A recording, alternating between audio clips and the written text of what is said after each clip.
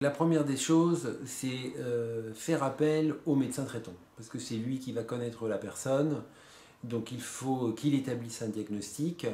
C'est le principal, c'est la personne qu'il faut en premier lieu consulter.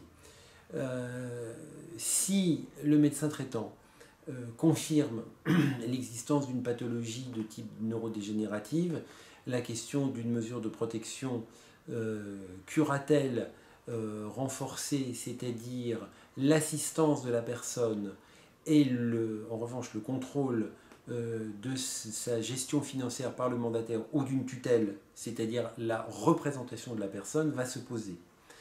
La famille a donc la première pièce, le certificat médical ou au moins l'avis du médecin traitant. Elle doit ensuite faire appel à un médecin expert qui est inscrit sur une liste dressée par le procureur de la République du tribunal de grande instance qui est territorialement compétent là où la famille réside. Donc cette liste est disponible dans les tribunaux d'instance. Il faut donc aller au tribunal d'instance près de chez soi, se faire remettre cette liste, plus d'ailleurs les documents nécessaires à la procédure d'ouverture de la mesure de protection.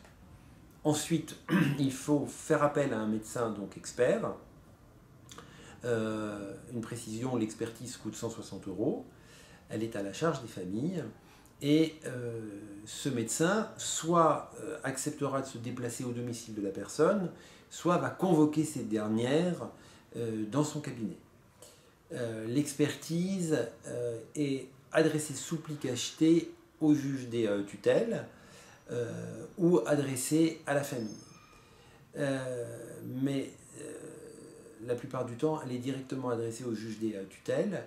Et donc la famille doit remplir le formulaire de requête qui va permettre l'enclenchement de la procédure. Soit la personne à protéger est en capacité d'être entendue par le juge, et en ce cas-là, elle va être convoquée par le magistrat, le juge des tutelles, avec les membres de sa famille, soit la personne n'est pas en capacité d'être entendue, et c'est seulement la famille ou les proches qui seront entendus par le juge des tutelles. À ce stade-là de la procédure, il faut rappeler que pour qu'une mesure de protection soit prononcée, la loi exige d'une part l'existence d'un trouble psychique ou neuropsychique, ce qui est le cas d'une pathologie neurodégénérative, et d'autre part que ce trouble entraîne une abolition totale ou partielle de l'expression de la volonté. Donc si ces deux conditions sont remplies, le juge va prononcer une mesure. La deuxième question qui va se poser à lui, ce sera à qui va-t-il la confier ? Soit à la famille si elle le souhaite et si elle est en capacité de le faire, soit s'il n'y a pas de famille, soit si la famille est opposante pour des motifs graves et sérieux, soit si le juge l'estime également, il pourra confier la mesure à un mandataire professionnel, soit mandataire individuel, ou une association. Et ça prend combien de temps à peu près la procédure en moyenne ? Ça dépend des tribunaux.